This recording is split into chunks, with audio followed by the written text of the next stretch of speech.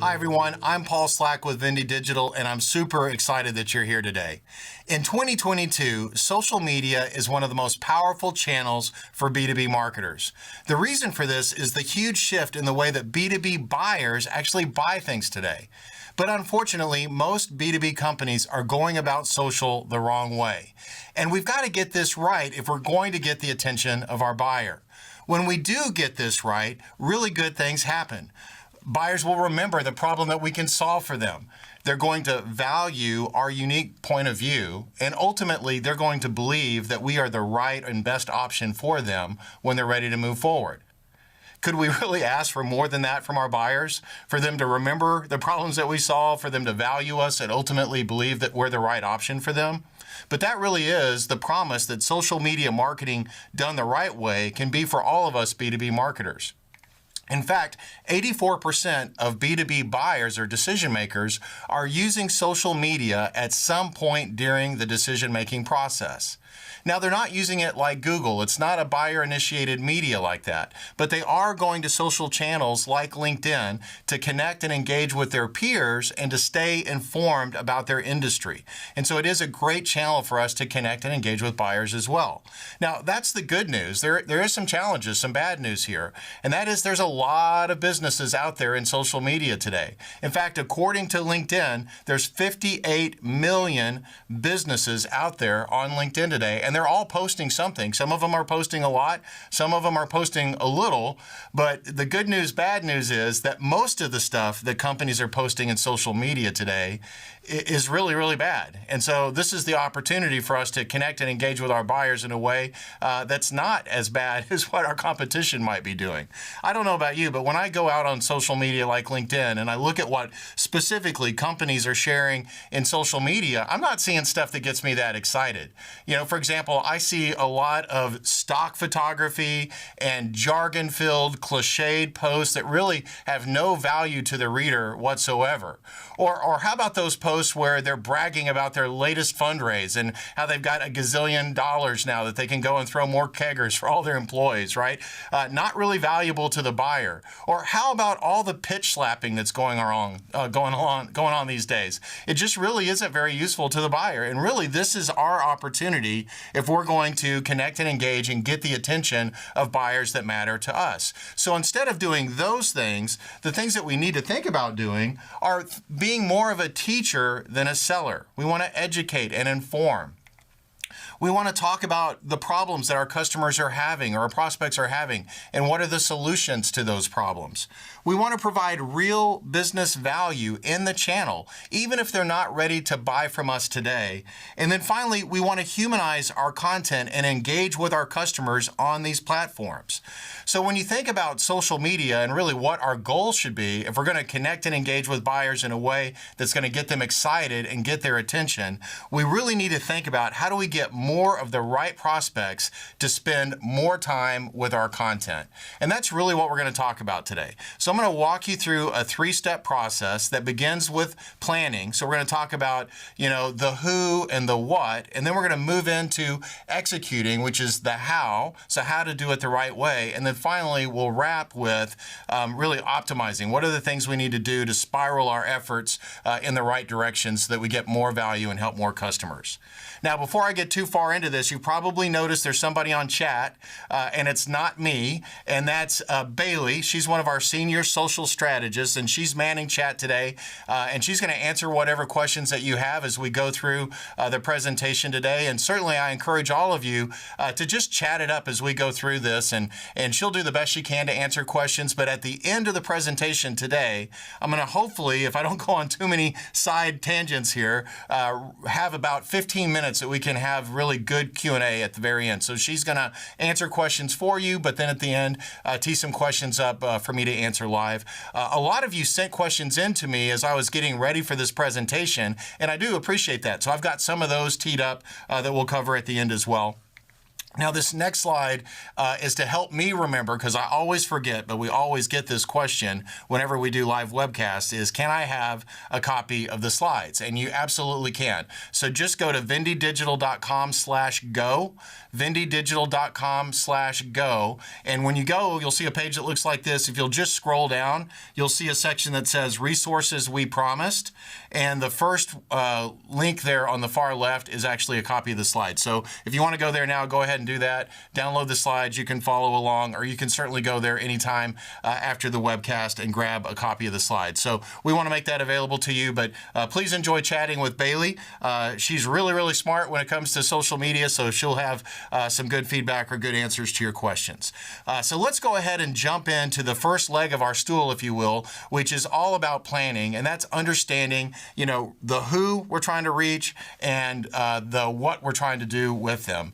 And before we dig too far into that, it's really important to understand that social media as a go-to-market strategy is really part of a bigger picture, right? It's part of a demand gen go-to-market strategy. And so before we get too far into it, we kind of need to look at where does social media fit into the landscape. Now, if you've attended any of our webcasts in the past, you've definitely seen this before because this is the Vendy Digital Demand Gen framework. This is the framework that we use to execute demand gen for all of our clients. And you can see that social media is right there in the second pillar of our framework. And so social media is all about activating your audience, but I thought I'd take just a second, take a step back, and let's just review this so we can remember kind of how it fits in. So step one in our framework is all about planning, understanding who our ideal customer profile is, who our ideal customers are, and really what are the topics and information that matter to them.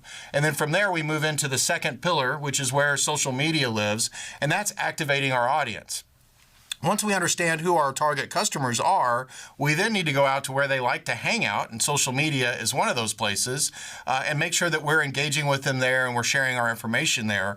Now, the goal of that second pillar is to get to the third pillar, which is establish authority. Now, we establish authority on our website and our blog primarily. So one of the things that we're going to try to do with social media to do it effectively is to get people out of social onto our website. And we'll talk more about that when we get into the executing section. But that's one of the goals of social media, is to get people ultimately to our website.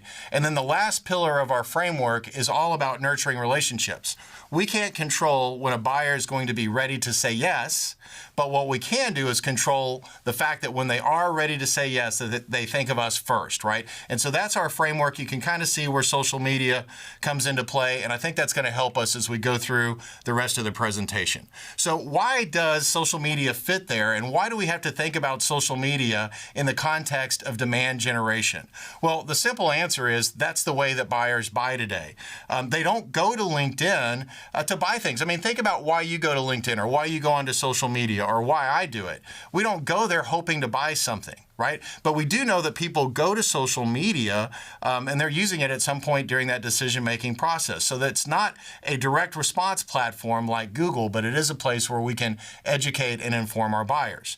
I know we all kind of wish it was kind of like this, right? That we could create a social media post, we could put it up on a site like LinkedIn, somebody would read it, they would click on the link, they'd go to a landing page on our website, they would request a demo or request a consultation and begin a sales process, all because of a single post that we put out in social media. And the reality is it just doesn't work that way. In fact, this is a great matrix that Gartner published last year. I'm sure a lot of you guys have seen it. But what's awesome about this is it really helps us B2B marketers understand all the different stages that a buyer goes through, but then really all of the touch points that they're going to go through during that decision-making process. And to say it's complicated is really minimizing it, right? In fact, if you look at all of these blue dots that are popping up here on the screen, those are all touch points that our purchasers, our buyers, if you will, are going to be engaging in a decision and learning about how to overcome their challenge or how to purchase a product or service that they're not talking to us. In fact, during this phase, all those blue dots that you see there, they're completely anonymous to us. We don't even know that they're in market, but they're out there learning and educating. This is where social media is going to step in. We need to share information in these channels. In fact, you've probably heard the term dark social or dark funnel. That's exactly what it's referring to. It's these interactions that buyers are having in a way that we can't see, where they're still anonymous to us. And so social media is by far our best channel to connect and engage with these anonymous buyers as they're going through that buying journey. In fact, some of the most recent data that I've seen is showing us that it takes 31 touches, and these are digital touches, by the way, from somebody to just learn that we exist to being ready to purchase your product. 31 touches. Now, that's not going to happen with your sales reps, right? That's going to happen with a combination of things, and so social media is a great place to get that information out there. We also know that in today's world, it's buying by committee. In fact, the most recent data that I've seen says that there's 8 people in a buying committee on the buyer side now. So that decision-making person, that decision is not being made by one person, but it's being made by lots of people. But we also know that the average B2B seller has one primary relationship. And so social media is a great opportunity for us to have multiple relationships simultaneously with the information that we're sharing out there so that we're touching all of the buyers in that buying committee. Now, those buyers are looking at a lot of information. In fact, they're looking at over 11 pieces of information today in that buying journey. And so we've got to get that information out there where they're going to consume it. So as we're still talking about planning, it's always important when you're building a plan to have goals, right? So we need to understand what are the goals that we're trying to achieve with the actions that we're going to do in social media. And there's really 3 of them. The first goal is to grow awareness. Social media for B2Bs is a great place and very cost-effective place for us to grow awareness, to get our buyers that don't know that we exist to know that we exist, but not only that, to know that we exist and this is the problem that we can solve for them. So that's goal number 1, is to create awareness. Goal number 2 is to stay top of mind. Because remember, we can't control when that buyer is going to be ready to say yes, but we do want them to think of us first, and so we've got to stay top of mind with them. And then number 3, we need to drive traffic to our website.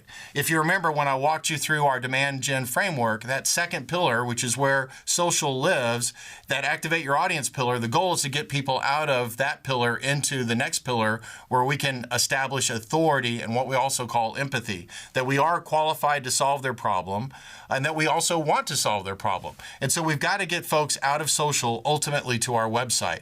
And we've done a good job of establishing authority and empathy. Then the good news is our pipeline will grow and our revenue will grow. So yes, the goals are grow awareness, stay top of mind, drive traffic to our website, but the ultimate goal should be an increase in our pipeline and ultimately an increase in marketing sourced revenue.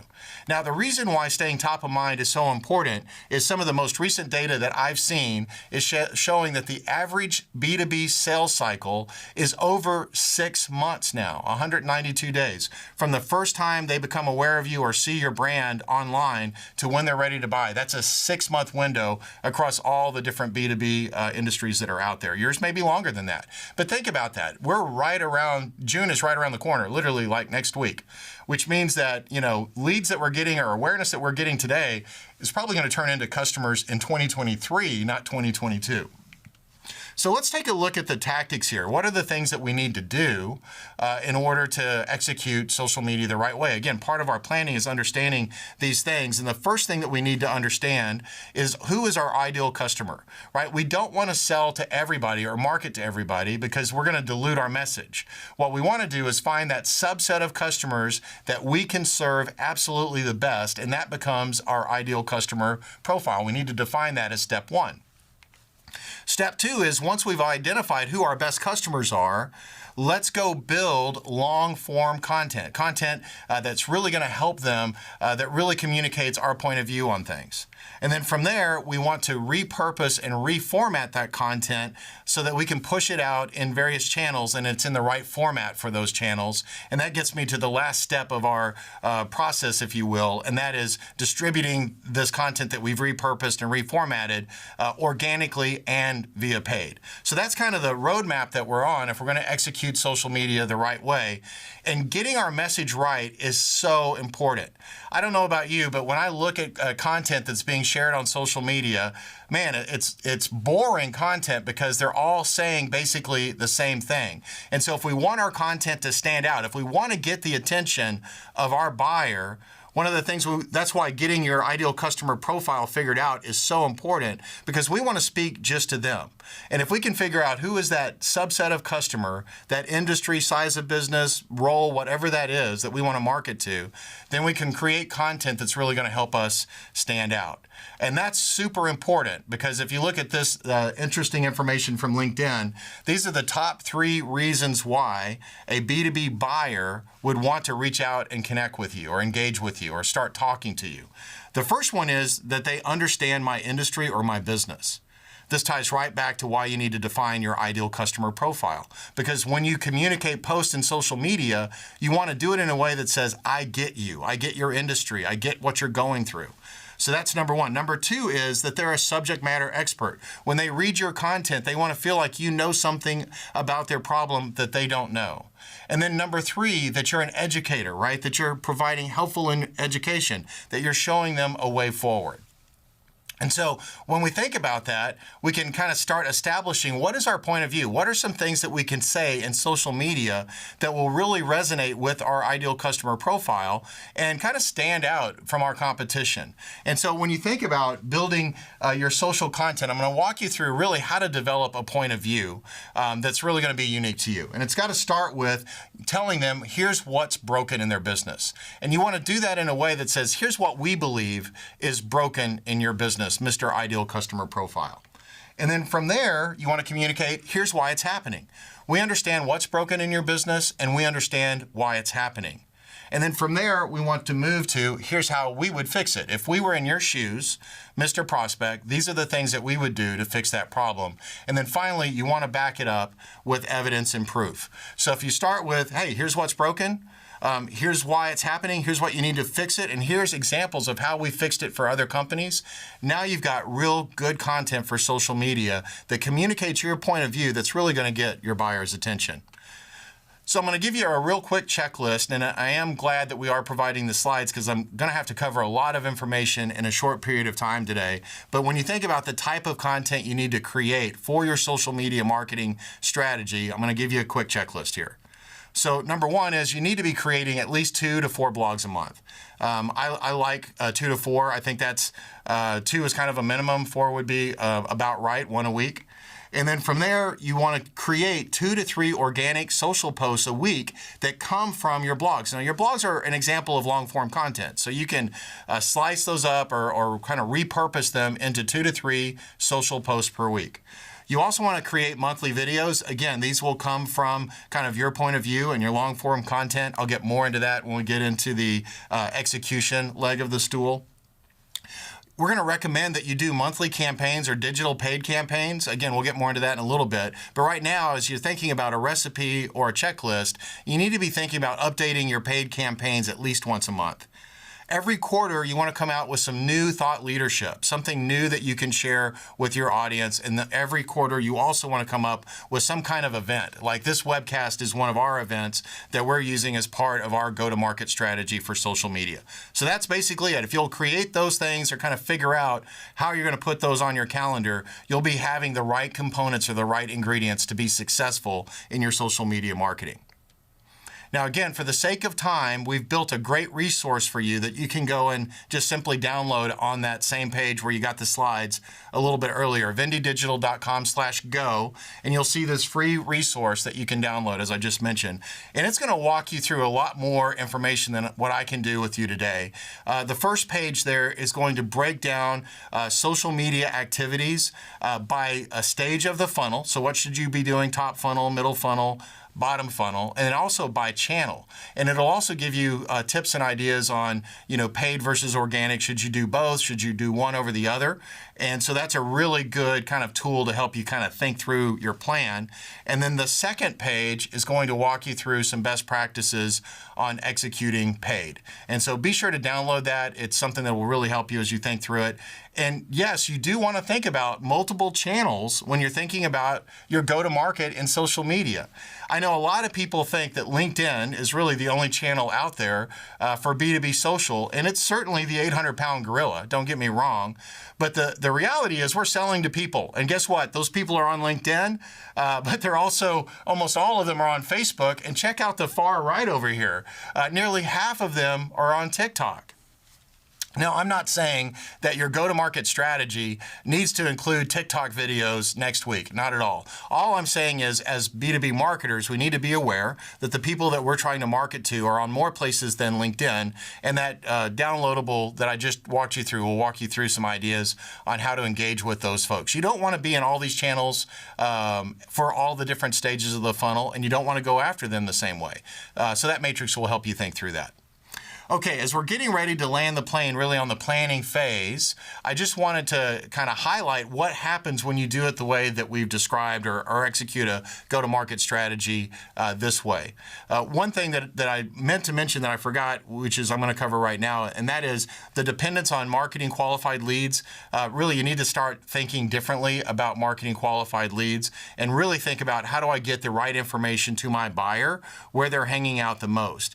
And when you do that the right way, what's going to happen is those buyers are not going to fill out a marketing, an ebook, a form to get an ebook so that you can start hounding them or sending drip email marketing messages to them. What's going to happen is you're constantly feeding your buyer useful, helpful information, and they're going to reach out to you. So when they're ready to talk, they're going to reach out to you. And so this is just some examples that we've had come across us so far this year.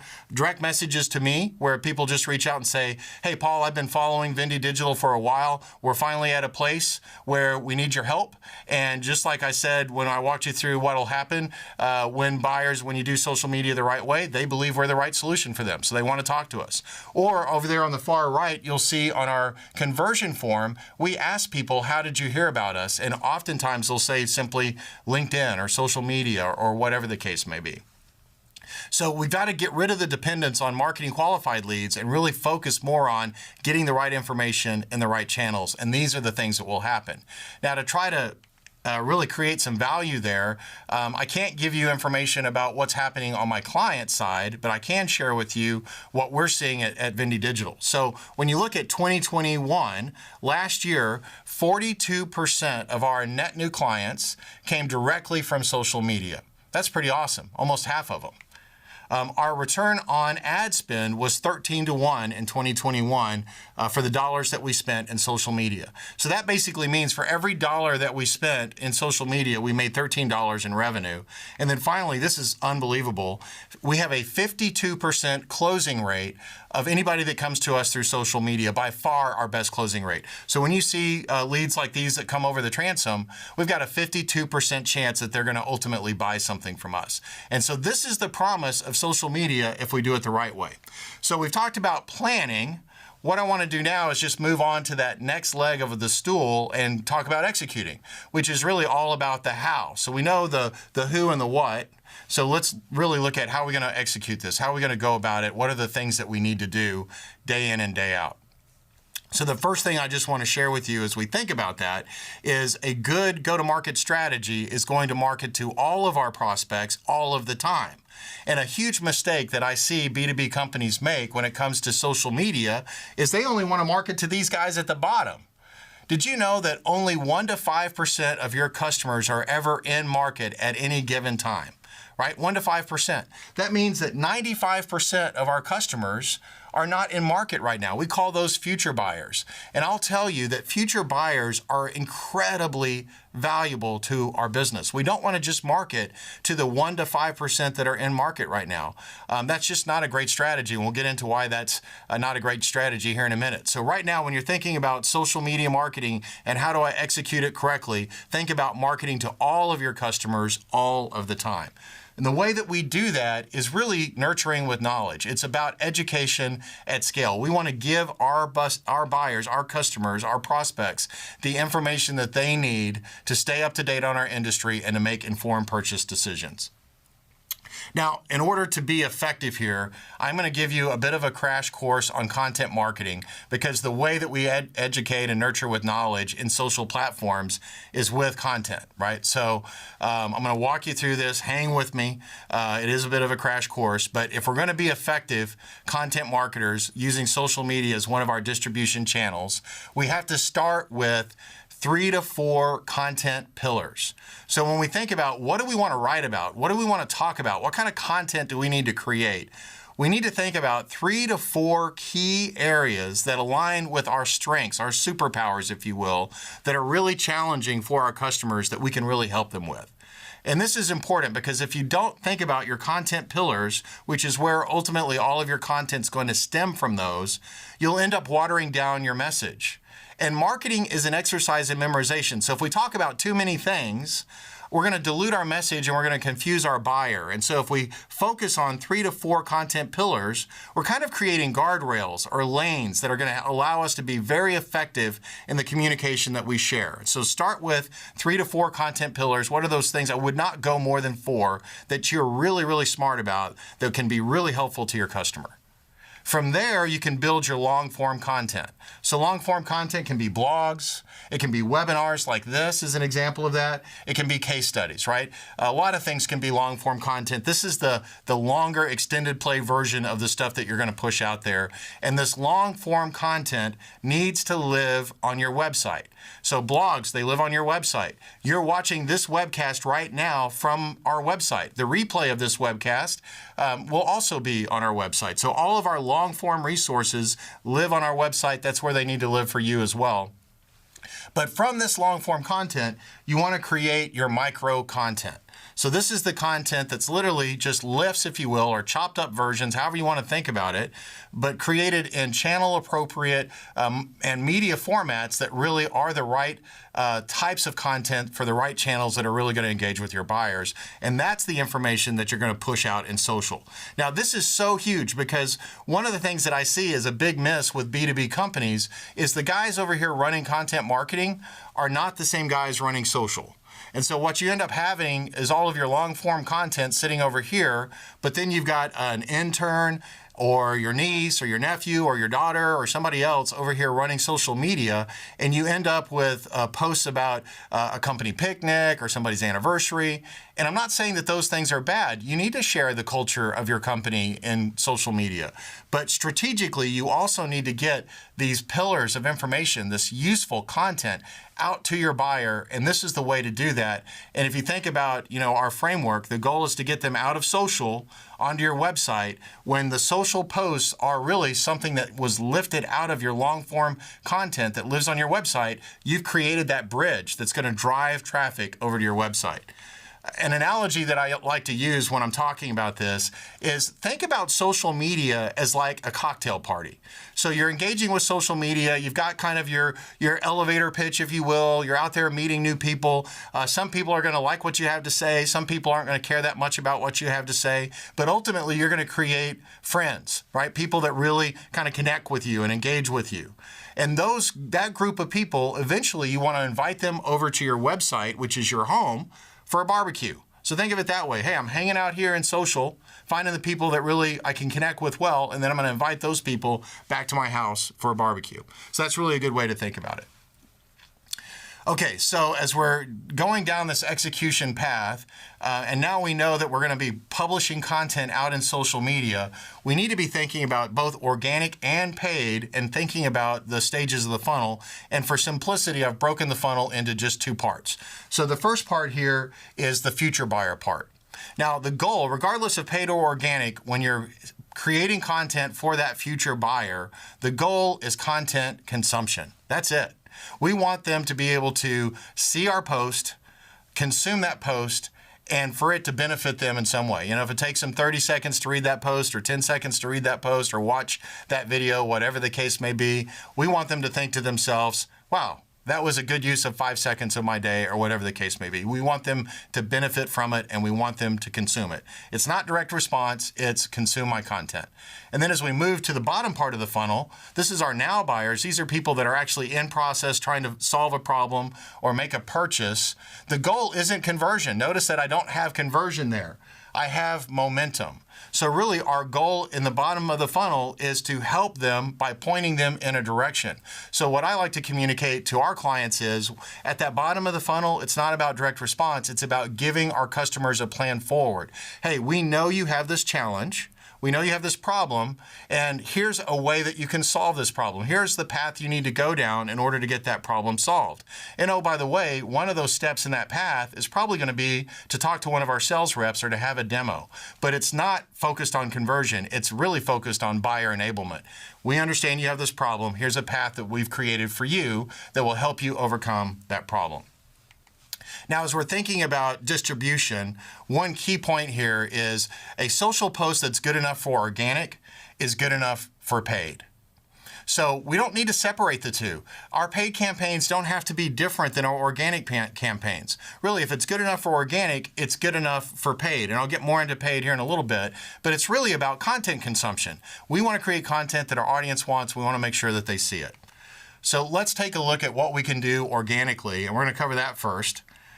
And man, I can't tell you how many questions I got about, this was probably the most popular question that I received. And it was, hey, Paul, can you cover during your webcast how we can get more engagement on our social posts? Like when we post something on our company page, we wish that more people would see it, and we wish that more people other than our employees would actually click on it.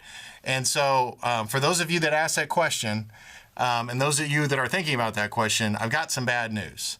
The reality is you're not going to get a lot of organic reach and engagement from what you do on your company page. The cards are just stacked against you. LinkedIn and all the social platforms would much rather you pay to get the attention of your customer than to have you get it organically. So unfortunately, there's not a great answer here on how to get that post to rank well or to get a lot of organic reach, but I do have an answer for you. And the answer is all about influencers. Now, I'm not talking about getting Martha Stewart or Snoop Dogg to actually start talking about you in social media, but you've got a bench of awesome influencers working for you right now. From the C-suite to your subject matter experts to your sales reps to everybody in your company, what you need to be doing if you want more organic reach, and I would submit to you, all of us need organic as part of our strategy. We've got to get these folks out there humanizing your content and building community and engaging with prospects and buyers online. That's really the only way to get organic to work. It works great for us. And it works great for a lot of companies out there. I'll give you some examples here in a little bit. Here's why it works. There's two reasons why. This is the big one. 99% of the people on LinkedIn, this is just an example, 99% of the folks on LinkedIn never post anything.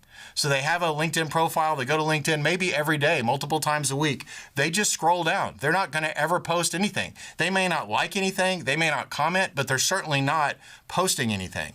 So if you can get your employees to get out there and start sharing content and posting and humanizing the information that you've created, then they become a 1%er. And that's going to way amplify your message out into the market.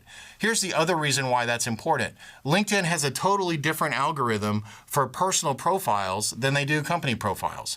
So when you share something on a personal profile, like I share all the time, almost every day on LinkedIn, I get way more reach, way more engagement than anything that we post on our company page. Then you have the amplification impact, right?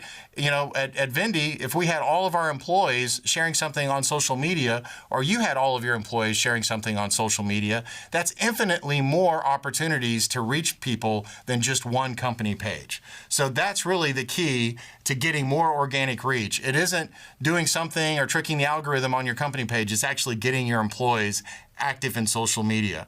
We have another resource. You can grab this at vendydigital.com/go. It's the third resource down there. And it's just a PowerPoint template. You can download it and use it as a communication tool to go communicate to the folks in your company about why they need to be engaging in social media and what are some of the things they need to do. Now, before I move on to the next section, I did want to share this one part, and that is that getting C-levels very involved, getting founders involved is really key. I do that as well, and I know that that helps a lot. I also know when I talk to C-levels, especially like CEOs, they think social media is a waste of time. But one thing I've learned is that they love to talk.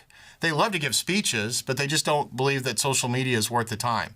And so here's one thing that I say that you can try, and that is, hey, Mr. CEO, did you know that if you engage in social media, it's like giving a keynote speech to your best prospects and your best customers every single time you post? When I say that, usually I get their eyes to perk up a little bit and they're like, oh, well, now I'm more interested. So give that a try, but that's really, really key if we're going to be successful. Okay, so let's move on to the paid side. We talked about organic, and now we just need to talk about what are the things that we're going to do in paid to be successful. And, we've kind of touched on this a little bit, but our goal is not direct response with paid. Our goal is consumption and momentum. And so rather than think about, hey, I've got I want to run paid because I've got this ebook and I want to go, spend some advertising dollars to get some ebook downloads. This is a much better question for you to ask when you're building out your paid strategy. And that is, what information do you want every interested prospect to see? What is something that you want every prospect to know about your business or your product or service or the problems that you can solve? That's the way to look at paid, because it is guaranteed delivery of your information to your ideal customer profile. Now, when you think about how to invest your advertising dollars, we need to be thinking about full funnel here. Now, one thing that I've run across, and I've touched on this a little bit already, is most B2Bs want to spend all their advertising dollars at the bottom of the funnel, right? That's that in-market buyer. But the reality is we want to spend the majority of our advertising dollars in the top of the funnel, like 60 to 70%. LinkedIn says that when you invest in top, middle, and bottom of the funnel activities, that your conversion rates are 6 times higher. And that makes total sense because of the way that buyers are buying today. You've got to get their attention. You've got to communicate the problems that you solve before you ask them, to get married, if you will. So be sure to invest, the majority of your advertising dollars top and mid funnel, and then 30 to 40% in the bottom of the funnel. Now, as we get ready to land the plane on the execution leg of this stool, regardless of whether we're talking organic or paid, because they are really kind of the same thing, we're just using different ways to get attention, we always want to go through these 4 questions before we hit publish. The first one is, and I'm talking about a specific post, does this pass the me versus you test? So is this content that I'm about to share, is it talking about me, or is it talking about my customer and how I can help the customer? Number 2, is this going to help them? Like if they read this, is their life going to be better in some small way? Number 4, will it create momentum? Are we helping them and moving them in a direction to get their problem solved or this challenge overcome? And then finally, honestly, just look at the post and say, is this good? I mean, if somebody reads this, if my mother saw it, would I be proud of it? You just publish good stuff, right? That's going to get the attention of your buyer. Okay, so let's take a look at some of the things that are working now. I've got several examples here. I'm going to run through these pretty quick. But the first example, I love this example. We want to humanize our content. So this is very relevant and timely. And this company that shared this is a $1.3 billion company. Okay, so the key point is we don't have to be so stuck about our branding when it comes to social media. We can get off brand a little bit. The goal is really to connect with humans more than be on brand. Your brand is still represented, it's still very well represented, but really the goal is let's connect with humans, and it's okay to educate and entertain at the same time. Here's another example. I'm going to walk you through the different stages of the funnel with these examples. So this is a top of the funnel example. This is a how-to. So this post, again, is about the buyer, and it's useful information on how they can up their game as a leader in an IT organization. This next example is one of my posts where I basically took a blog and I just summarized the essence of that blog in a post, in a long form post. And you can see I got over 5,000 views of that post. So literally the reader didn't have to go to the blog in this case to get to the information. The essence of that blog was just in the post, and those do really, really well. I try to do at least one of those a week in my daily posting. This next example is a very common and easy to start type of post, and this is promoting one of your blogs. So in this example, they're kind of teasing one of the key points of the blog with the goal of the reader to click the call to action, read the blog, and that's going to get them out of social onto your website, which is a key part of your demand gen strategy. I love this next example. This is a great top of the funnel example where they're combining a stat plus FUD. And FUD just simply means fear, uncertainty, and doubt. And so you can see that where they say around 70% of consumers will switch retailers if they encounter out-of-stock items. So they're giving a stat, oh my gosh, 70%, that's a lot. And oh my gosh, I'm going to lose customers if I have out-of-stock items. So they're using fear, uncertainty, and doubt to capture the attention of their buyer. Okay, let's move into mid-funnel. And I wanted to start with this really great example from Zapier. And the reason I put this in here is don't be afraid to talk about your features. You know, we do want to talk about problems that we solve, and it's okay to talk about features. Here's the key. When you talk about a feature, you've got to connect it to a benefit to the buyer. And I think Zapier did a really good job here. They say close more deals with Zapier and LinkedIn lead gen forms. So they didn't just say, hey, we now connect with LinkedIn lead gen forms. They started with the benefit, close more deals. And so when you want to talk about your features, always connect it with a benefit. Here's a bad example of that. So sometimes we can learn more from bad examples. One thing I just wanted to point out is this ad was served to me, and they're trying to reach real estate professionals. Now, I'm not in the real estate business, nor have I ever been in the real estate business. This is why you have to really spend some time in the planning phase figuring out who your ideal customer profile is. Because if you don't segment correctly, you're going to end up with a lot of waste and pay for somebody like me to see an ad that I have no interest in, right? The second thing is they're talking about one of their features. So they've got this Switch DX portfolio view. That's one of their features. But notice, unlike the post we looked at on the previous slide with Zapier, they're not connecting the dot between the feature and a benefit. And so they're totally missing out on the right way to engage a buyer with their post. Okay, so this is another great example of a mid-funnel where the founder is actually sharing a tip and a feature. So you guys might recognize Rand Fishkin. He's the guy that started SEO Moz many years ago. He's got a new company called SparkToro, and one of the things that he does organically is he makes these great little videos on how to use this tool to accomplish some marketing tasks, and they go over really, really well. So this is a great example of how you might get a subject matter expert or a founder involved in the social media game. This is an example I just wanted to share with you about this webcast.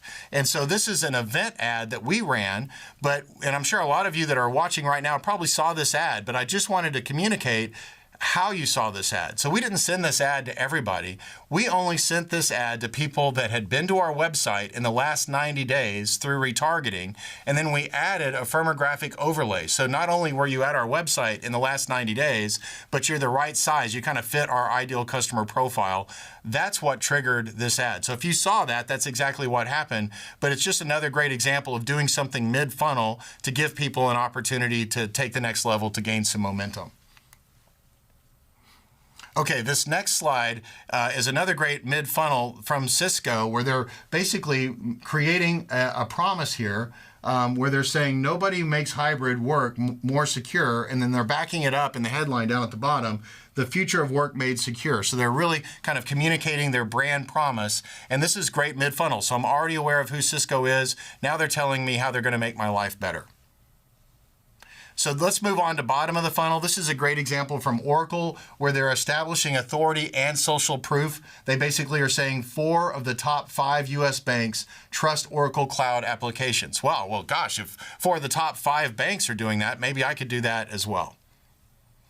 Okay, this is another great bottom of the funnel example where they're using authority plus a testimonial. I really like that. So they make a promise here in the middle where they say our proven tools increase productivity. Then they have authority down here in the headline. They say boost efficiency with our 20 plus years of industry expertise. And then the post is basically, the text in the post is basically a testimonial from one of their happy customers. A great use of bottom of the funnel. Okay, so this is my last bottom of the funnel example and my last example, and this is a tool or calculator. Tools and calculators are really, really awesome for bottom of the funnel because we know, we're trying to create momentum for them. Remember, that's the goal at bottom of the funnel. So let's give them information that really provides some momentum for them, that helps them configure what they need to configure or understand what the return on investment might be for their business. So those are some great examples that you might think about. And again, you've got them in your handouts. You can refer back to them. Just so you know, one of the things that we're working on at Vendy is a swipe file. So we're going to create a library, if you will, of all the great posts that we find. And as soon as that's available, I was actually hoping that it would be ready for this webcast, but it's not. It should be ready in the next 30 days or so. We'll get that out to everybody, and it'll really help you dig deeper into posts like this. Okay, so we're about to move into the Q&A section, but let me just kind of wrap here with the fact that we've covered, I say that, and we actually have one more section. I'm getting ahead of myself. So we've covered planning and executing, and boy, that's telling me I need to speed up a little bit. So we're going to cover optimizing, and really what are the things we need to do to spiral our campaign in the right direction. Because ultimately we can plan and execute, but we've got to have a way to really see what's going on and to really make good decisions, actionable decisions that are going to move us in the right direction. So there's 3 elements to that. We've got to test different creatives, and we've got to monitor what's happening on our pipeline, and then we've got to have good attribution and good analytics so that we can understand kind of how people are moving through the funnel.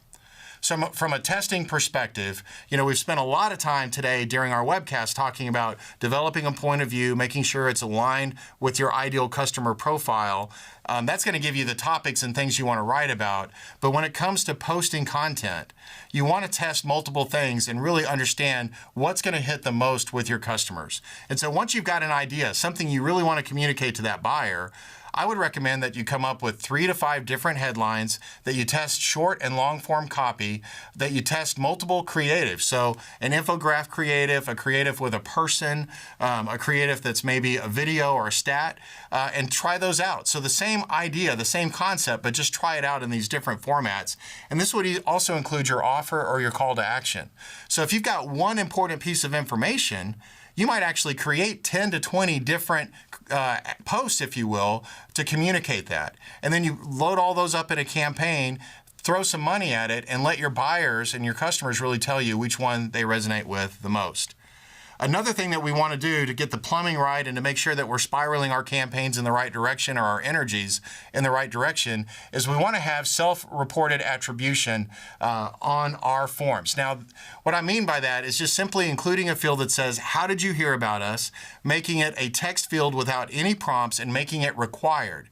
But you only need to put self-reported attribution on your primary conversion forms. So not on ebook downloads or resource downloads, but if you've got a demo on your website or your primary call to action is a free consultation, that's where you want this self-reported attribution. And what's amazing about that, now this is qualitative data, not quantitative, you're going to get incredible insights on what is the thing that your buyer remembers about when they became aware that you exist. This is incredibly valuable information.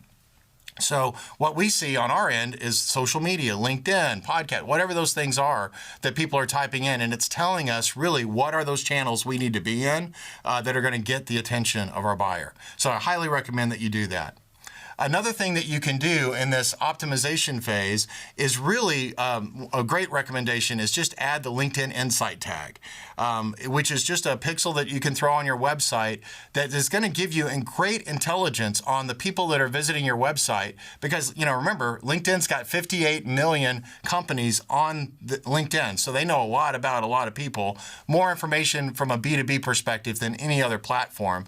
And when you install this pixel on your website, you can get insights into who's coming to your website, regardless of whether or not they came from LinkedIn or whether or not they came from search or direct or whatever.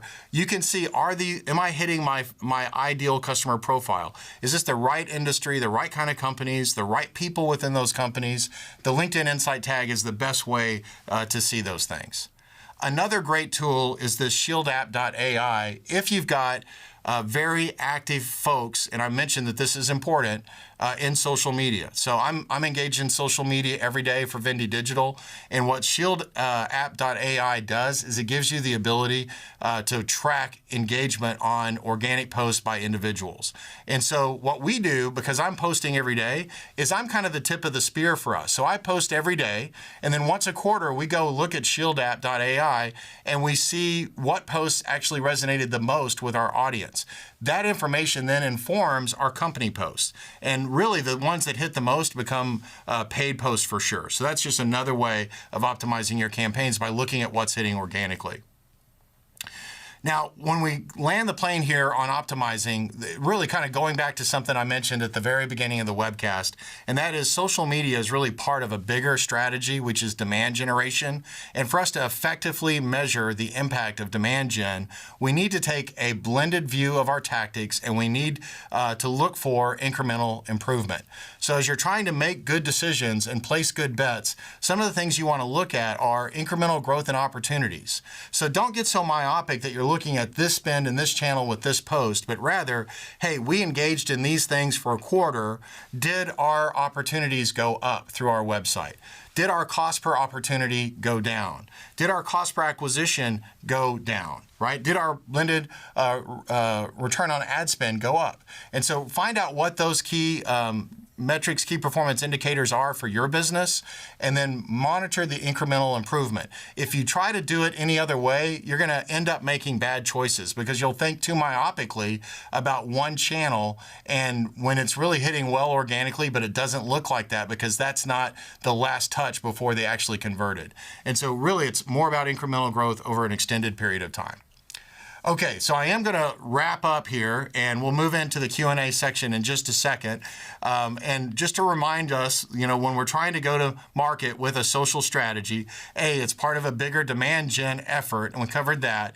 But we want to start with a good plan. Who are we trying to reach? Who are those ideal customers that we want to reach? What is the information that matters to them? From there, we move into executing, which is the how. And the key there is we want to focus on organic efforts and paid efforts, and that our content really doesn't matter. We're just using those different efforts as a way to get our message out there. And then ultimately, the third leg of the stool is optimizing. We've got to have optics into really what's driving us in the right direction so that we can double down on the things that are working and maybe change or tweak the things that aren't working. Okay, now as we get ready to wrap, one of the things I did want to mention is that we would love to do a social media analysis for you, and you can sign up for one of these and have a one-on-one consultation with me to kind of review the data. If you just go to that website, vendidigital.com/go, and you'll see a button that says schedule a planning session. If you click that button, it will take you to my calendar. And then if you'll just put in the calendar, in the notes section there, your website and one competitor's website. And then what will happen is somebody on my team will actually go and complete a social media analysis report. And then when we meet one-on-one, we can review that together, and I can apply anything that we learned specifically to your situation. We can also cover whatever questions that you might have as it relates to things we covered today. That's absolutely complimentary. We're not going to charge you for it. And it is a sales-free zone. So don't feel like I'm asking you to sign up for this so that you can get a hard sell from me, because that's not going to be the case. It's literally just 45 minutes of us looking at your social environment through the lenses of one of our social media folks, and then kind of you talking about things you're trying to accomplish. So I want to make sure we mention that. The other thing I wanted to mention is we do meet once a month with a demand gen jam session. So unlike this, which is a highly produced webcast, this is just a Zoom call where we come together as marketing leaders, B2B marketing leaders, and just share thoughts and ideas and best practices on how to be successful in digital marketing. So these events are much less me talking and much more everybody that joins in talking. We have about 30 or 40 people each month jump on. We've got our next one's coming up on June the 15th. These are at 12 o'clock Central Time. If you go to that vendidigital.com/go page, you can learn more about that and sign up for that as well. Okay, so Bailey, just giving you a heads up, I'm going to start covering the questions that we teed up already. But if you've got some questions that you want to source up, you can post those on the chat, and I'll jump to those in just a minute. So these are questions, like I said, I got a ton of questions that came in. And I had to kind of combine some of them because a lot of them were very similar. Some of them I knew we were going to cover. Some of them I included because I just wanted to reinforce some points. So I'm going to cover a few of those, and we'll jump to whatever questions came up while we were live today. So here's the first question. How should our social media strategy differ from SEO or pay-per-click or just search in general? And so that's a great question. And so the difference between search and social is this. Search is a buyer-initiated media. So by default, it is more of a bottom-of-the-funnel activity. So you're going to buy keywords that are important to you, and then you're going to drive people to a landing page.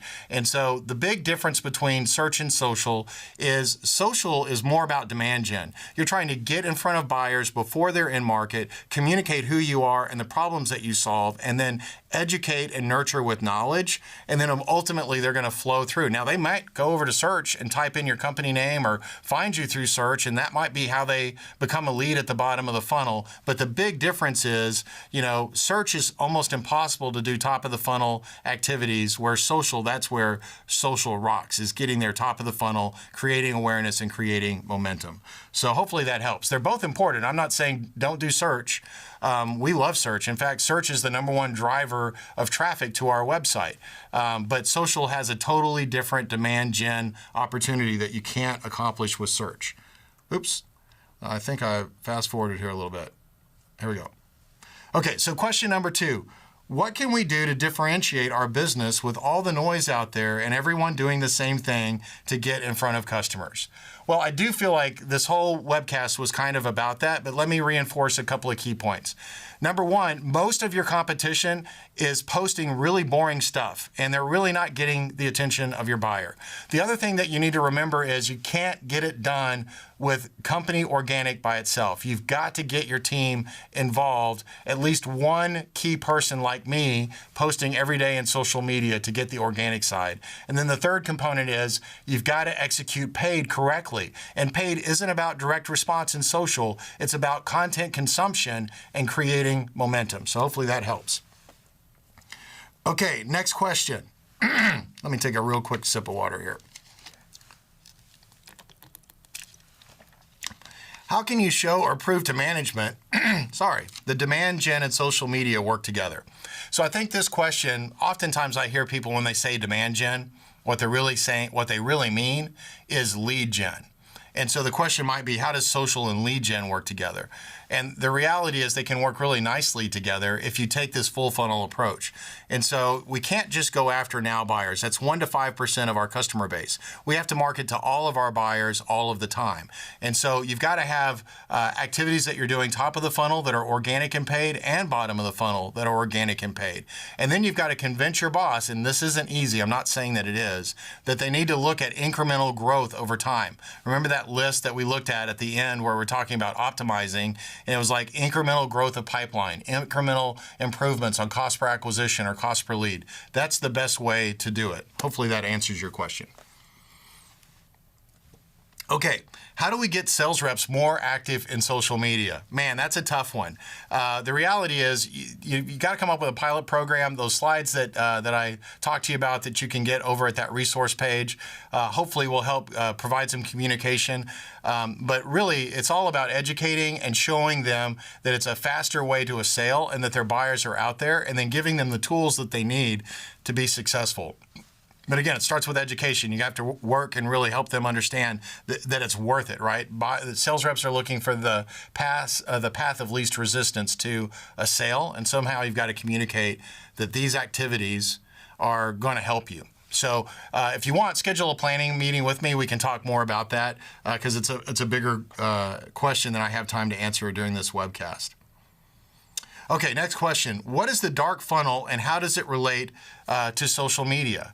So I think I kind of covered that. The dark funnel is really things that are going on out there in the world that we can't see or monitor, but are absolutely things that our buyers are doing that show that they're in market. Now, we can never see them because there really aren't tools that give us the ability to see them, but we can know and recognize that they're real and then make sure that the information that they need that we're pushing out there. So even though we can't get the signal that they're doing it, we can at least give them what they need.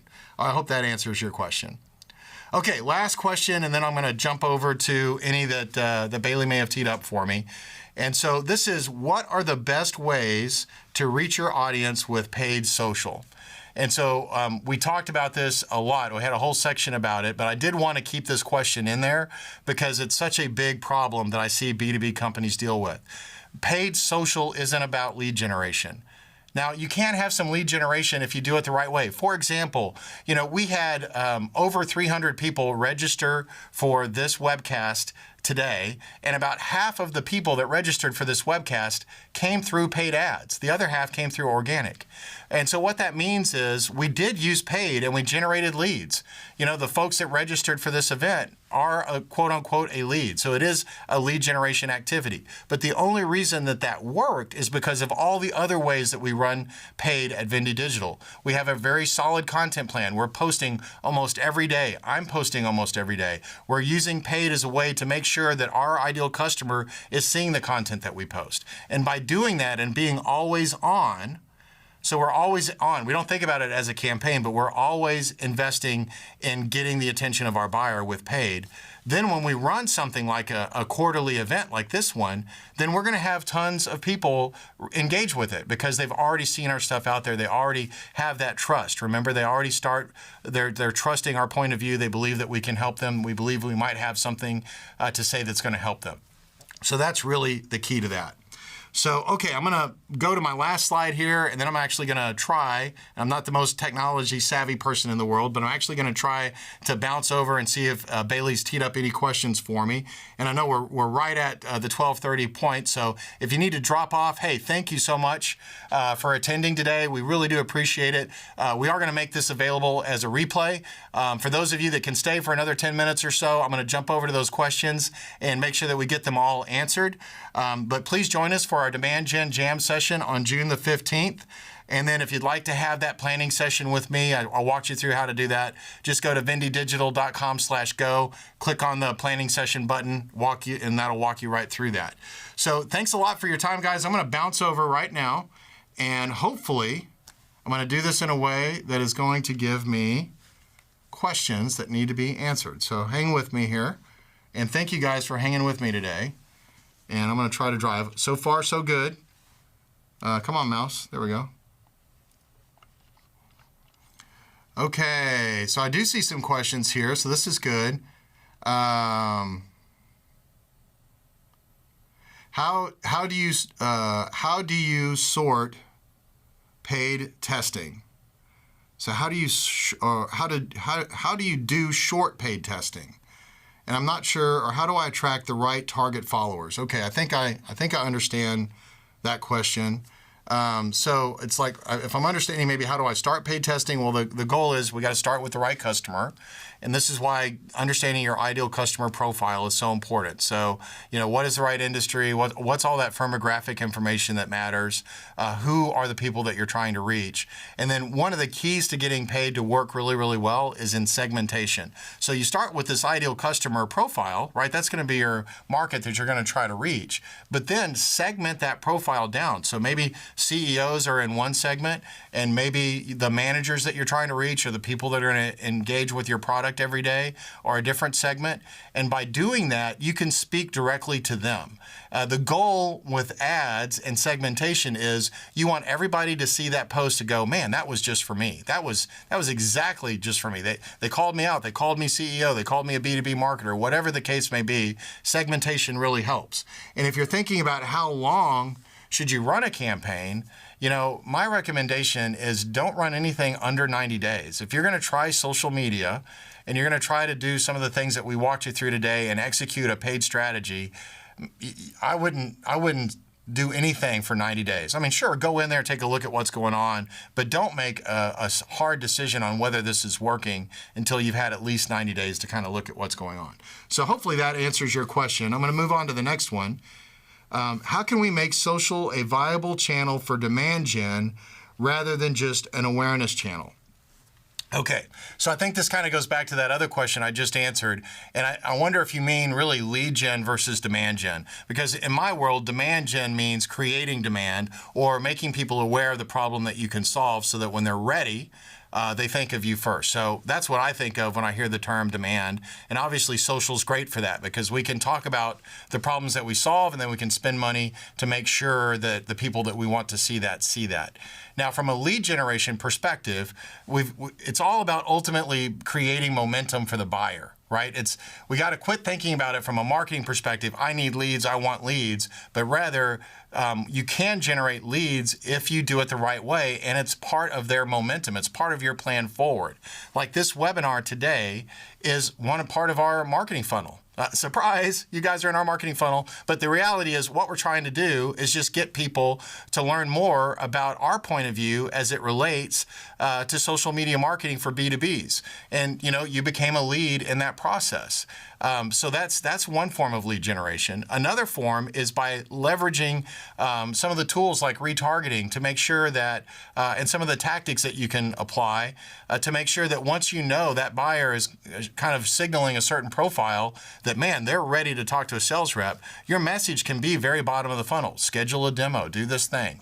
And so you can accomplish both. The key is that you've got to have it as part of a full funnel strategy. If all you do is try to go after that demo, or all you do is try to go after that consultation or that lead without doing the things up above, social just isn't going to do that for you. It just won't work. Hopefully that helps. Okay, it looks like I've got one more question, and that is it better for an employee to create their own post versus sharing something from the company page? And that's a great question.